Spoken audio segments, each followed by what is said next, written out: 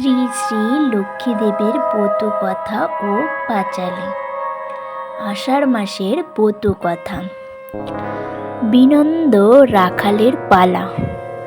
নমো নমো লক্ষ্মী দেবী, নমো নারায়ণী, করহ সেবকে দয়া সমুদ্র নন্দিনী।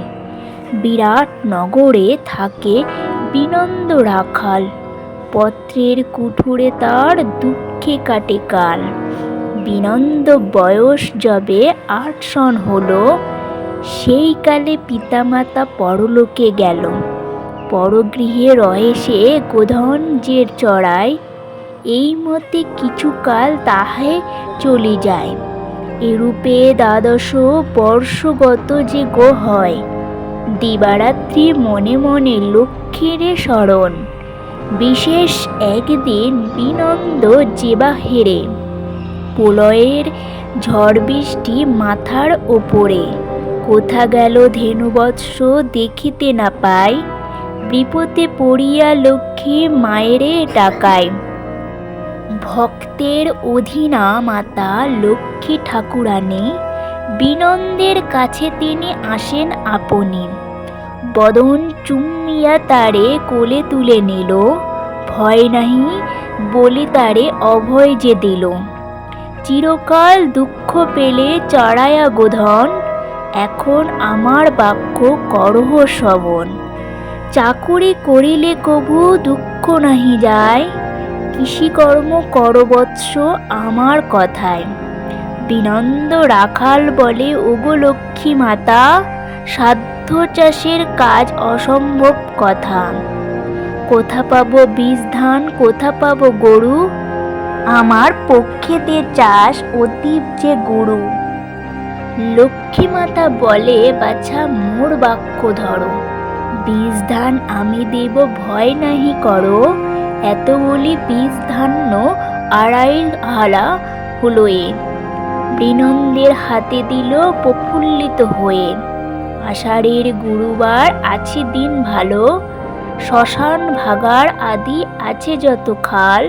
একে একে বুনে এসো এই বীজ ধান, লক্ষ্মীর কৃপায় দেখো অপূর্ব বিধান।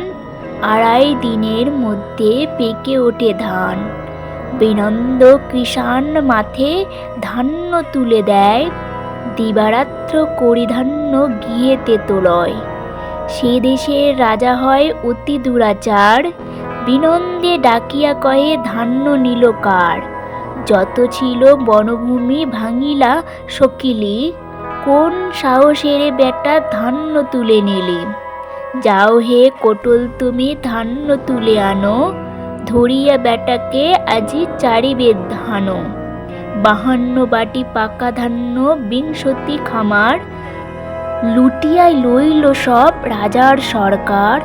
পথে আসি বিনন্দ কাতরে মাকে ডাকে, ভক্তের অধীনা লক্ষ্মী আসি বলে তাকে। তব ধান্য নিল রাজা মদমত্ত হইয়া, দুহিতা করিবে দান গলে বস্ত্র দিয়া। এত কহে মা লক্ষ্মী রাজার যত ধন, ছলেতে হরিলা তার সন বিবরণ।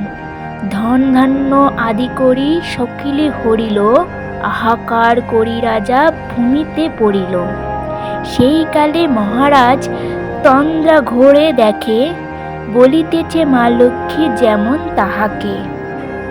শুন শুন মহারাজ কি কর্ম করেছ, বরপুত্র বিনন্দের ধান্য কাড়িনেছ।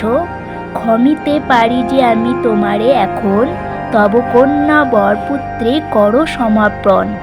এত বলি লক্ষ্মীমাতা হইল অন্তর্ধান, শিহরে উঠিয়া রাজা চারিধারে যান।